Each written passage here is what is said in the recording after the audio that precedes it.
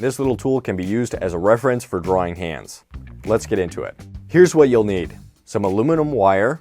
I'm using a soft aluminum wire that's about 12 gauge or 2 millimeters thick. I'll be making this about half-life size. You can use thicker wire for larger hands or thinner wire for smaller hands. You want a pair of pliers with wire cutters and some clay to build out the forms. I'm using Chavant NSP medium clay, which is a non-dry modeling clay so that it remains malleable and posable over time.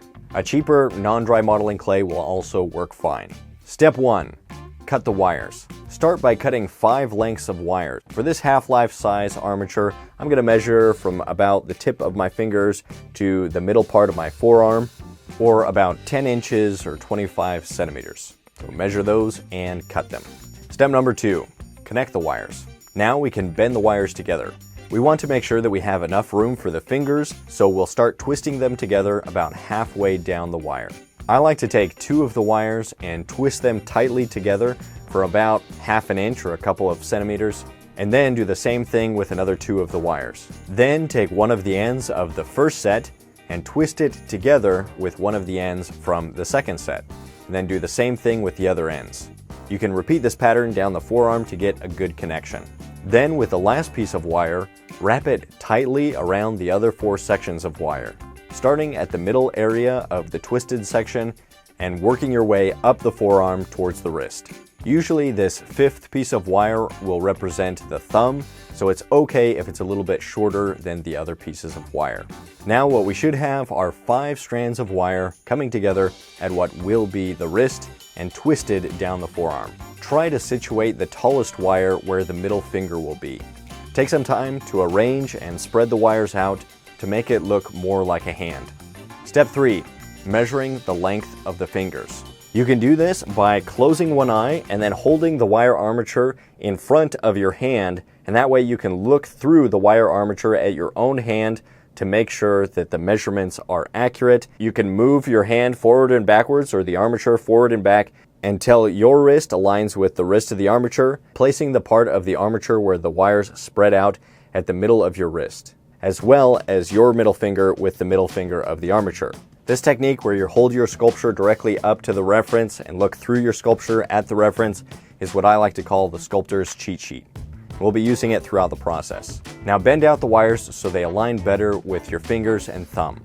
Some of the wire for the fingers or thumb may be too long, so you can take your pliers with wire cutters and trim off the excess wire. I'm also going to use those pliers to bend the wires in the forearm back up and push them in so they don't get in the way as I'm moving the sculpture around. Step 4. Add clay to the wire frame. Using the clay, let's make some of the prominent forms of the hand and forearm. With small sections of clay, cover the wires of the forearm. The wrist is a bony, boxy area, so I'm going to take pieces of clay and make a boxy shape that's wider from side to side than it is tall. Next, take a thin strip of clay and add it along the palm on the inside of the palm. This will represent this padded area where the fingers begin. Notice that there's a curve or a rhythm to the placement of the knuckles. It's kind of this arch that peaks at the middle finger and then tapers down towards the pinky. This is true from this front view, as well as when you look at the hand from above, there's a slight curve that makes the inside of the hand concave and the back of the hand convex. Add some clay on the back of the hand as well to make sure that there's a good attachment. So here's what it looks like once we've added those rhythms. Notice that there's a decent amount of separation between the fingers. A common error in drawing and sculpting is to remove the separation between the fingers, which makes them look unnatural. The fingers also taper inward slightly.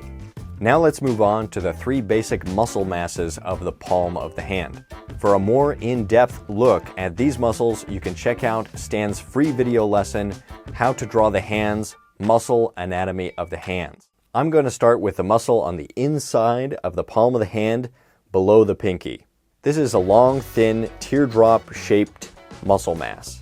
After forming this muscle mass, place it onto the wire of the pinky just below the strip that we added previously. A larger muscle mass of the hand is at the base of the thumb, which is called the thenar eminence. This is a large drumstick-shaped muscle We can sculpt this by shaping a large chunk of clay into a teardrop shape and then smashing it flat. Then pressing that onto the wire of the thumb, angled in towards the middle of the wrist. I also add a small mass of clay around the armature at the top of this mass to hold it in place and to represent the first large knuckle of the thumb. And the last muscle mass is an even smaller teardrop shape on the back of the hand, between the thumb and pointer finger. Use the sculptor's cheat sheet to check the size of these muscles compared to your own hand.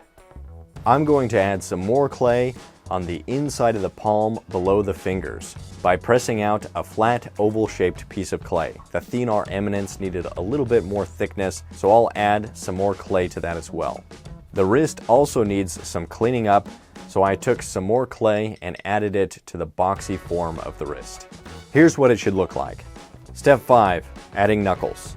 Now let's add some clay to the joints to represent the knuckles and phalanges. Generally, the large knuckle of the middle finger will be halfway between the wrist and the tip of the middle finger. So divide this in two, you get that first knuckle, then divide the middle finger in half again, you get the next knuckle, divide this top section again, and you get about where the last knuckle is.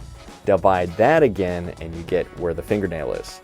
This halves method will get you pretty close to where the knuckles are, but it might vary a little bit.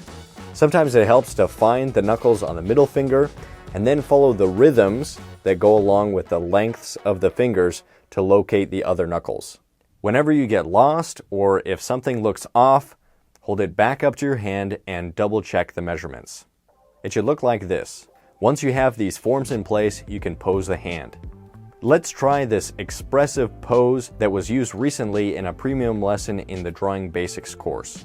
Stan demos how to take the image of the hand from one angle and draw the hand from another angle using boxy forms. Having this wire armature with the correct measurements and proportions can be a great asset to check your work for these types of assignments, or for inventing creative poses to draw. If you only have one image, but you pose your hand armature correctly from that reference, then you can get a better sense of how that hand exists in space from any angle. And there you have it, your very own wire hand mannequin to help assist you in your drawing studies. Whether you're practicing hand gestures or studying the anatomy of the hand, having a physical reference like this can be incredibly helpful.